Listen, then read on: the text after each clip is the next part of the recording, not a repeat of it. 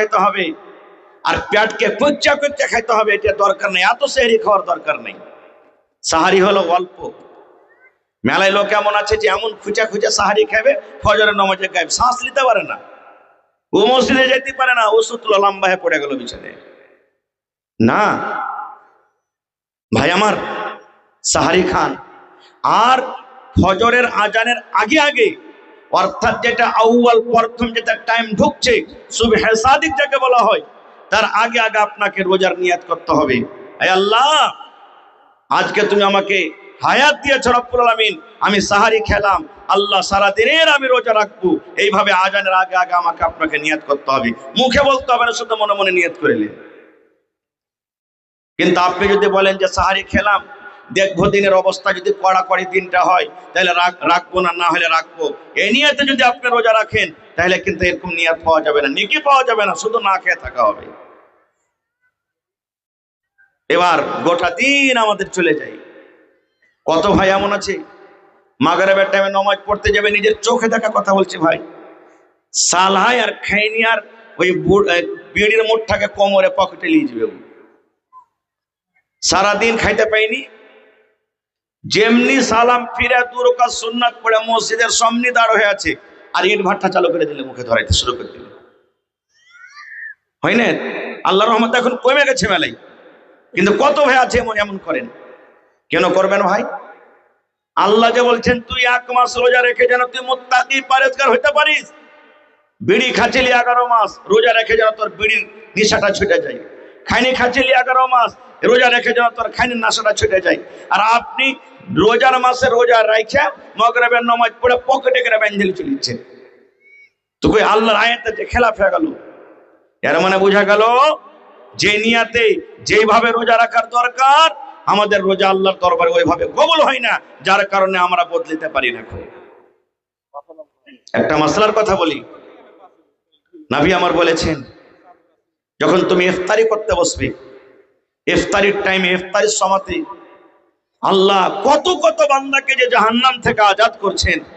জাহান্নামের রেজিস্টারে নাম লেখা হয়ে গেছে, অমুক জাহান্নামে যাবে, অমুক মহিলা জাহান্নামে যাবে, অমুক নারী জাহান্নামে যাবে, অমুক পুরুষ জাহান্নামে যাবে, নাম লেখা হয়েছে।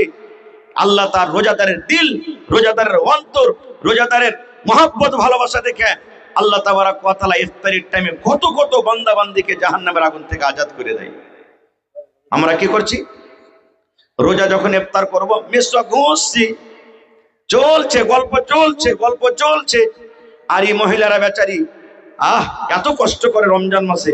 মহিলাদের মতন কষ্ট দুনিয়াতে কেউ করে না। মাথা ব্যথা হোক, কপাল ব্যথা হোক, জ্বর হোক, পেট ব্যথা হোক, ভোক লাগুক, মাথা করুক, যা কিছু হোক, আসরের নামাজ পড়ে ওকে ইফতারি করতে হবে, হয় না?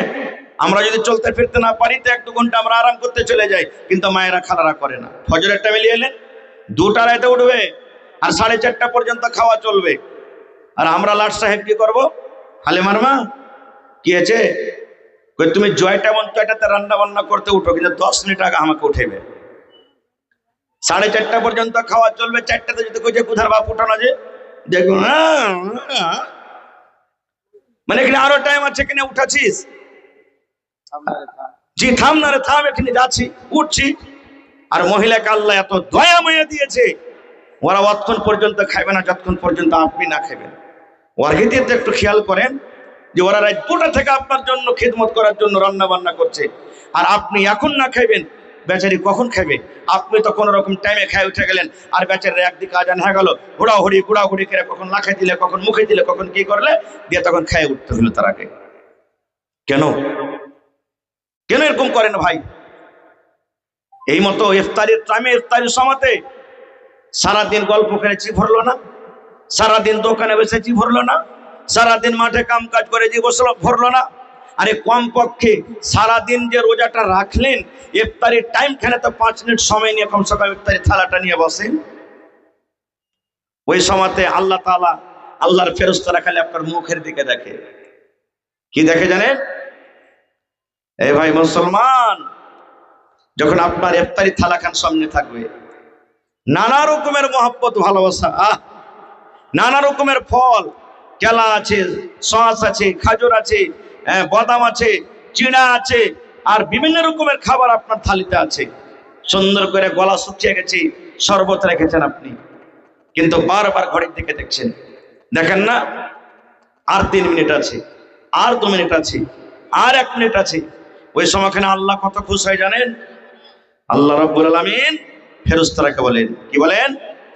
রে আমার ফেরেশতার দল, দেখো আমার বান্দারকে দেখে তুমি দেখো, আমার বান্দারা এত সবর করে আছে, এত সবর করে আছে, সারাদিন না খাওয়া মানুষ, কলিজা শুকিয়ে গেছে, পেট কোকো করছে, নানা রকমের খাবার সামনে রাখা আছে, বারবার ঘড়ির দিকে দেখে, বারবার ঘড়ির দিকে দেখি, 1 মিনিট আছে, 2 মিনিট আছে, 1 সেকেন্ড আছে, করে করে দেখি।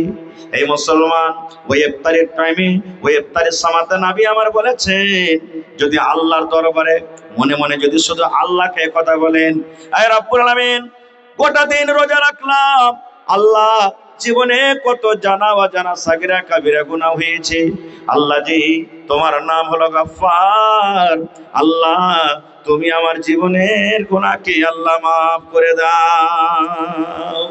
খালি আল্লাহকে কহে তো দেখেন, বইলে দেখেন, ইনশাআল্লাহ আপনার বলতে না বলতে আল্লাহ তাবারক ওয়া তাআলা যদি আপনার রোজা কবুল করে দেন, ইনশাআল্লাহ আপনার দোয়া কবুল করবেন।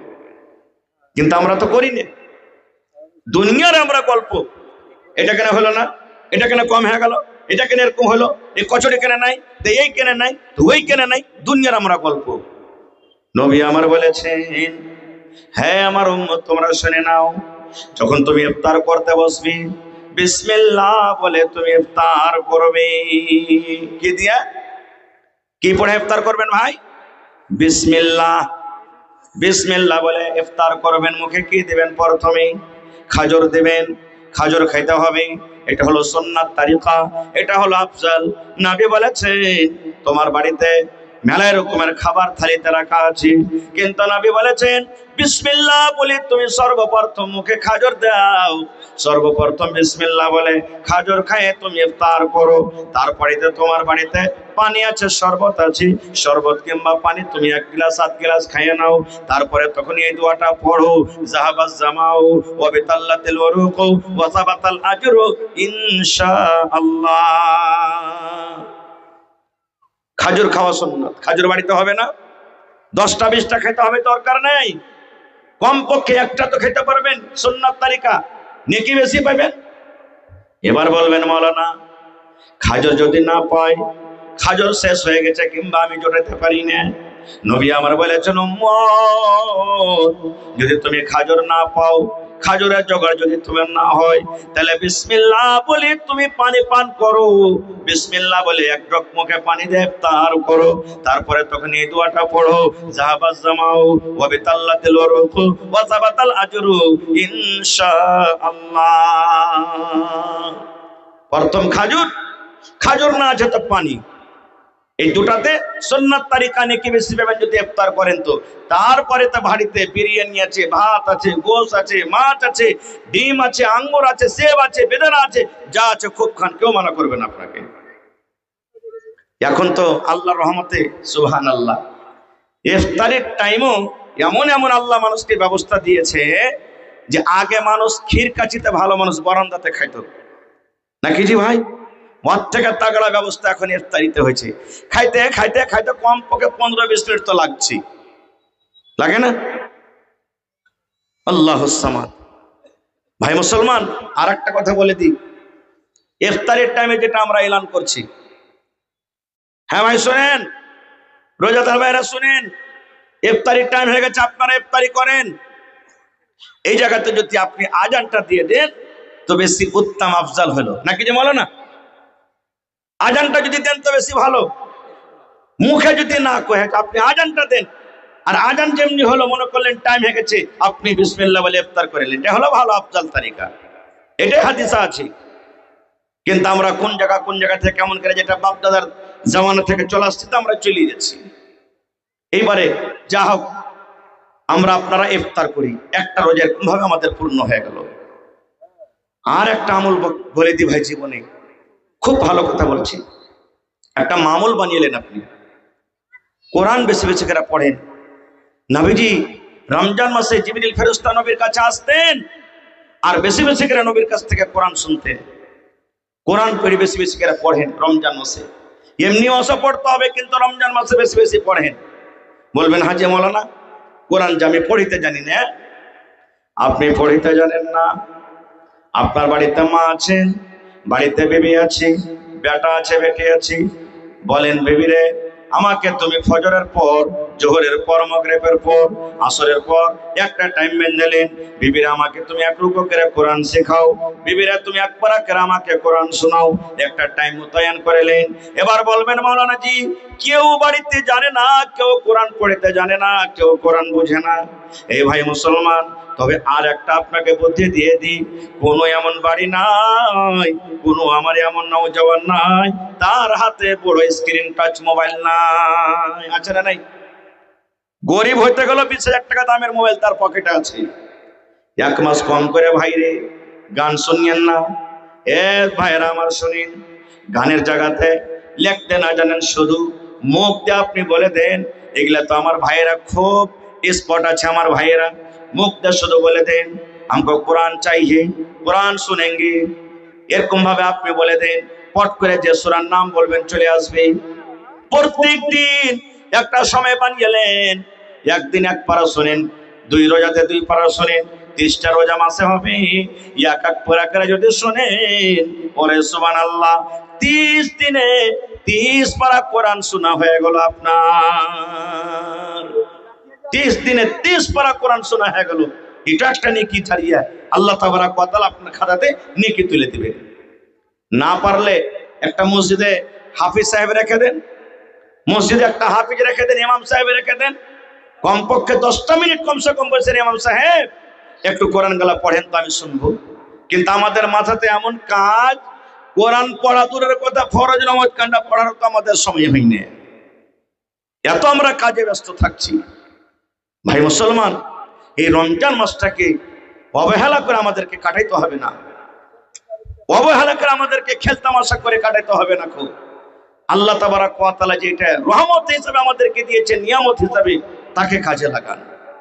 এই রমজান মাসে একটা রাত আছে, খুব শর্টে মেন কথা 2-3টা আপনাদের সামনে রাখি। শাবে কদর, যে রাতটাতে আল্লাহ তাবারক ওয়া তাআলা নিজের পাক পবিত্র কোরআনকে আল্লাহ তাবারক ওয়া তাআলা নাযিল করেছেন। মা আয়েশা রাদিয়াল্লাহু তাআলা আনহা বলেন, আল্লাহ রাসূল আমরা যখন শাবে কদর জাগবো বা রাতের বেলাতে যখন জাগবো, যদি শাবে কদর পেয়ে যাই তাহলে কোন দোয়া পড়বো নবীজি বলেন তো? শুনলেন, শাবে কদর যে পেয়ে যান বা শাবে কদরে রাত্রে জাগেন, শাবে কদরে জাগেন, মাঝে মাঝে দোয়াটা পড়বেন। কি দোয়া? আল্লাহুম্মা ইন্নাকা আফুন তুহিব্বুল আফওয়া ফাআফু আন্নি। এটা শাবে কদরের দোয়া, শাবে কদরের দোয়া। কখন দোয়াটা পড়তে হবে? ওরে সুবহানাল্লাহ, যখন শাবে কদরে আপনি যখন ইবাদত বান্দেগি করবেন, 20 রোজা পর 21 রোজার রাতে, 22 রোজা পর 23 রোজার রাতে, 24 রোজার পর 25 রোজার রাতে, 26 রোজা পর 27 রোজার রাতে, 28 রোজা পর 29 রোজার রাতে, 5টা দিন আপনাকে জাগতে হবে। ওরে আল্লাহ, কিন্তু আজকে আমরা মুসলমান ছোট ছোট আমাদের বেটা বেটি গেলাকে বলি, যা তোরা যাক, তোরা মসজিদে চলে যা, আর আমরা বড় বড় মানুষ ল্যাপের তলাতে আমরা ঢুকে থাকি। এখন তো বেটি ছেলে গেলা 12, 14, 15 বছরকার বহিনেরা জাগছে, এরকে 4 বিস্কুট খেয়ে খালি গোটা রাত কেটেছে।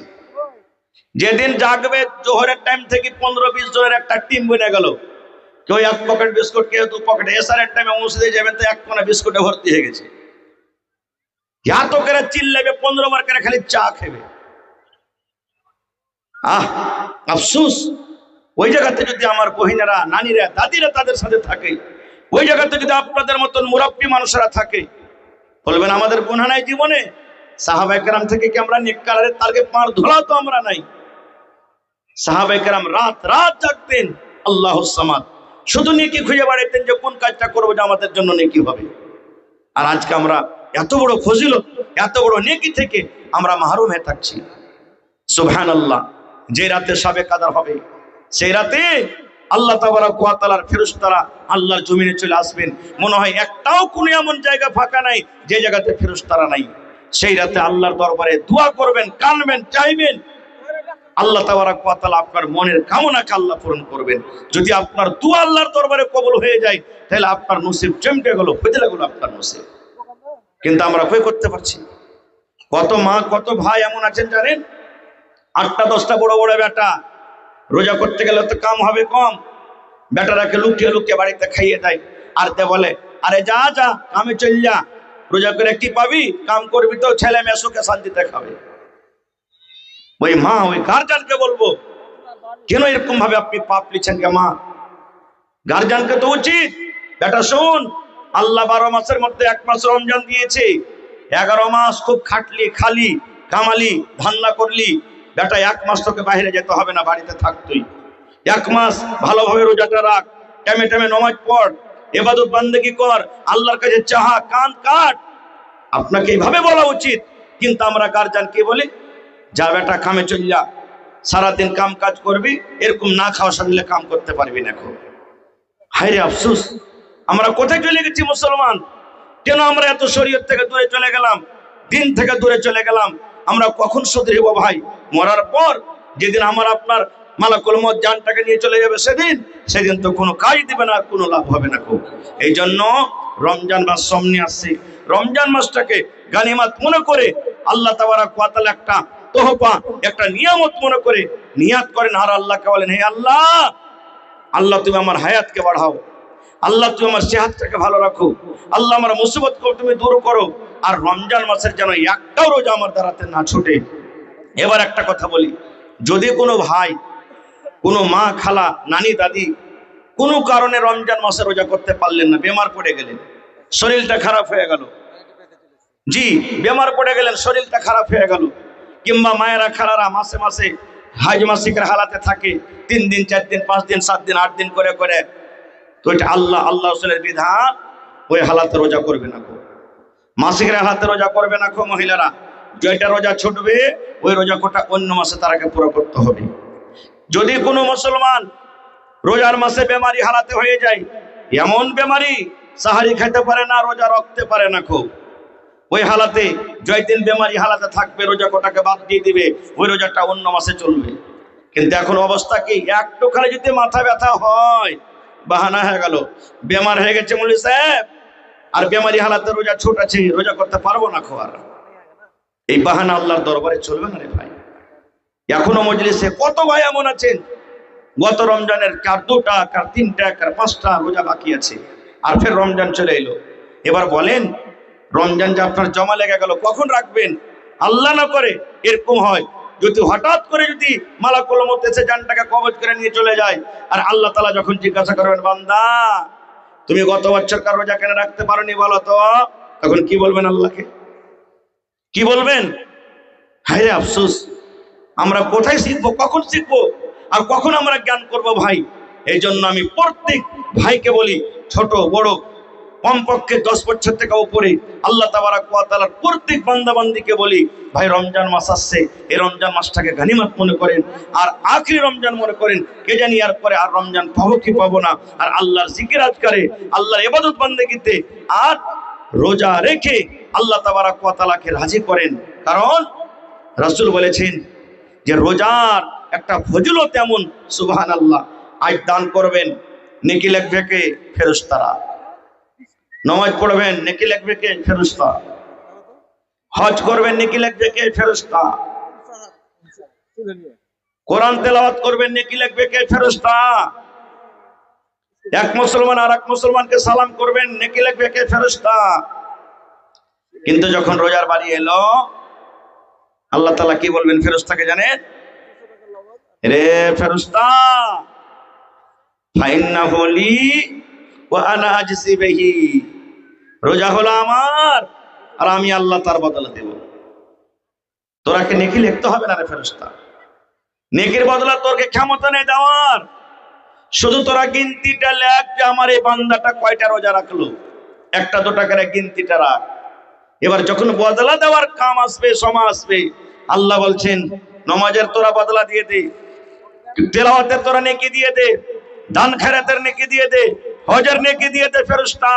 কিন্তু যখন রোজার ব্যাপারে আসছে, সুবহানাল্লাহ, এটা হাদিসে কুদসি আল্লাহ বলছেন, আস-সাওমু লি রোজা হলো আমার, ওয়া আনা আজজি বিহি, আমি আল্লাহ তাবারক ওয়া তাআলা তার বদলা দেব। সুবহানাল্লাহ।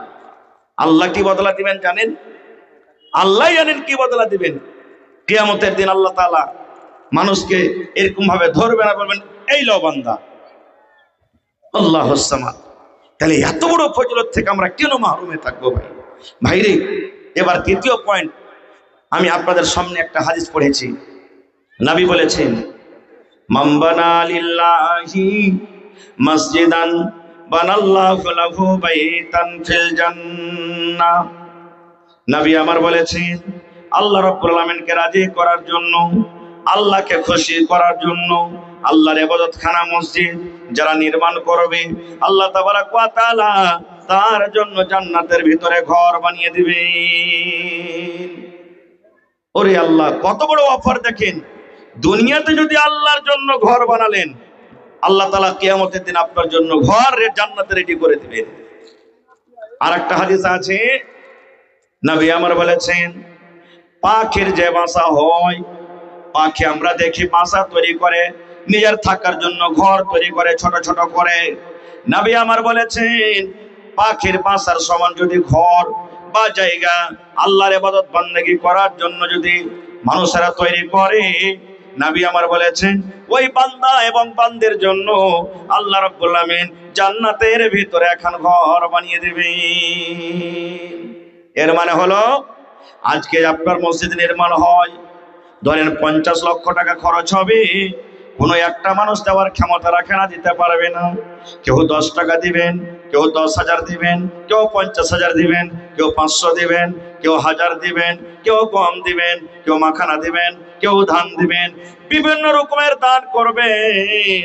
আপনি যদি নিয়তটাকে ভালোভাবে আল্লাহকে রাজি করার জন্য, আল্লাহর ইবাদত করার জন্য আপনি শক্তি হিসাবে দান করেন, আমার ভাইয়েরা শুনেন, মায়েরা খালারা শুনেন, কিয়ামতের দিন প্রত্যেক মানুষের জন্য আল্লাহ রাব্বুল আলামিন জান্নাতে একখান করে ঘর বানিয়ে দিবেন। নারে তাকবীর, আল্লাহুস সামাদ। বাদশাহ শাহজাহান দিল্লির জামে মসজিদ বানাচ্ছে না, আপনারা জানছেন? বাদশাহ শাহজাহান দিল্লির জামে মসজিদ তৈরি করেছে। ওর ইতিহাসে একটা কথা লেখা আছে, সত্যকে মিথ্যা আল্লাহ জানছে। তবে আমি শুধু বলছি আপনাকে এই ফজিলতটা বয়ান করার জন্য, যে বাদশাহ শাহজাহান যখন জামে মসজিদ বানাতে শুরু করলো, তখন একটা মহিলা যে ভিক্ষা করে খায়, গরিব মানুষ, তখন 10 পয়সা 5 পয়সা 4 আনা এগুলা চলতো। তো 4 আনা পয়সা এসে দিয়েছেন, মসজিদে দান করছেন। যে বাদশাহ তো একাই বানাইছেন, তা আমিও 4 আনা পয়সা দিয়ে কমপক্ষে আমি দানে শরীক হয়ে যাই। সুবহানাল্লাহ। বাদশাহ বলছেন, বুড়িমা দান করতে হবে না, আমি একাই মসজিদটা বানাবো, আমি নিয়ত করেছি। বুড়ি বলছেন, বাদশাহ আপনার তো সবই টাকা, আমার তো সামান্য 4 আনা পয়সা, এতে কি যায় আছে, আপনি নিয়ে এলেন। বাদশাহ স্বপন দেখছেন, ওরে আল্লাহ রাতের বেলাতে স্বপন দেখছেন, দুখানা একে সমান জান্নাতের ভিতরে ঘর, একই ডিজাইন, একই রকম ঘর। স্বপ্নের মাধ্যমে সত্যকে মিথ্যা আল্লাহ জানেন, যখন আমি বলছি আপনাদের সামনে। এবার বাদশাহ স্বপ্নে দেখছেন, এবার বলছেন, রব্বুল আমিন এই দুখান ঘর কার? বলছেন, হ্যাঁ বাদশাহ দেখো, এখানটা ঘর হলো তোমার, আর এখানটা ঘর হলো বুড়ির। এবার বলছেন, কি কারণে ঘর দুখানা বানানো হয়েছে? বলছে, বাদশাহ তুমি যে মসজিদ তৈরি করেছো, ওই মসজিদ তৈরি করার বদলা এটা হলো তোমার। এবার বলছেন, আল্লাহ একই রকম ঘর, একই ডিজাইনের, একই রঙের, এই ঘরটা কার? বলছে, বাদশাহ তুমি যখন মসজিদ তৈরি করো, তোমার সাথে সাথে একটা আমার বান্দি যে ভিক্ষা করা খাতক 4 আনা পয়সা মসজিদে দান করেছিল, আমি আল্লাহ তাবারক ওয়া তাআলা তার দানটাকে কবুল করেছি এবং তার জন্য জান্নাতের ভিতরে এখন ঘর বানিয়ে দিয়েছি। বলার উদ্দেশ্য ভাই, আল্লাহ তাবারক ওয়া তাআলার রাহে যদি দান করেন, 10 টাকা হোক, 10,000 হোক, 50,000 হোক, উদ্দেশ্য নবী বলেছেন আল্লাহর ইবাদতের জন্য ঘর বানবে, তাহলে আল্লাহ তাবারক ওয়া তাআলা আপনার জন্য জান্নাতে এখন ঘর বানিয়ে দিবেন। তো ভাইরে, 1 টাকা দিবেন, 1 টাকা আপনার কাছ থেকে নিব। আমার সময় 10টা বাজতে গেছে, আর মাত্র 15-20 থেকে 20 মিনিট আপনার সামনে থাকবো। আমি আবদার রেখেছি প্রথমে, আল্লাহর কোনো বান্দা আছেন 1 কাঠা কিংবা 1 ডিসমিল জমিন মসজিদে বিক্রি করে দান করতে পারবেন? ছাতের বেলাতে এলাকাতে আমার এই গ্রামের কোনো ভাই আছেন, এলাকাতে কোনো বন্ধু, কোনো মা, কোনো দাদি নানি আছেন? মৌলানা, আমি 1 কাঠা বা 1 ডিসমিল জমিন মাঠে হোক, রোডের কান্দাতে হোক, বাজারের জমিন হোক বিক্রি করে দিব, আর দিয়ে যা টাকা হবে আমি আল্লাহর ঘরের জন্য আমি দান করে দিলাম। আছেন কেউ? একটা লোক কেমন আছেন 20,000 টাকা দান করতে পারবেন? এবং 10 জন লোককে আমি চেয়েছি ভাই, কেউ 1 গাড়ি বালু দিবেন, কেউ 1 গাড়ি গিট্টি দিবেন, আর 20 জন আমি ভাইকে চেয়েছি 1 কুইন্টাল 2 কুইন্টাল করে রড দান করবেন এবং 200টা পকেট সিমেন্টের বড়া চেয়েছি। তা আসেন তো, বিসমিল্লাহ করেন তো আমার হাতে। আমার একজন ভাই কেউ 500, কেউ 500, আবার কেউ 550, কেউ 500, একজন 1000, আরো একজন 500, আরো একজন 1000, আরো একজন 1000, আরো একজন 200। মাশাআল্লাহ। মহিলা প্যান্ডেলে যাচ্ছে মানে আচ্ছা, মহিলা প্যান্ডেলে চাদর নিয়ে যাচ্ছি। আমার মায়েরা, খালারা, দাদিরা, নানিরাকে বলবো যে মায়েরা আপনারা মন দিয়ে চাদর ভর্তি করে করে দানটাকে আপনারা পাঠাবেন আল্লাহর হস্তে। কেউ খালি থাকবেন না। গলার হার দিবেন, নাকের দিবেন, কানের দিবেন, পার পায়াল দিবেন, টাকা দিবেন। কোনো মা খালা যদি পারেন তো 1-2 করে ছাগল বকরি গালা দান করবেন আল্লাহর ঘরের জন্য। আপনার শক্তি হিসাবে আপনারা দান দিয়ে পাঠাবেন। আর ভাই এটা নিয়ত করেন, এরা হলো গ্রামের মানুষ, গরিব মানুষ, ক্ষমতা নেই মসজিদ করার, এই জন্য আপনাদেরকে আজকে জড়ো করেছেন তারা। আপনারা একটু শক্তি হিসাবে আপনারা দানটা দিয়ে যাবেন। এটা মনে করেন না 200-100 টাকা দিয়ে চলে গেলাম। পারবেন 500 দিবেন 1000, পারবেন 1000 দিবেন 2000, পারবেন 2000 দিবেন 3000। এই নিয়ত করে একটু মন লাগে আপনারা দান করবেন। তা আসেন তো দেখি, 1 গাড়ি বালুকে দান করবেন ভাই।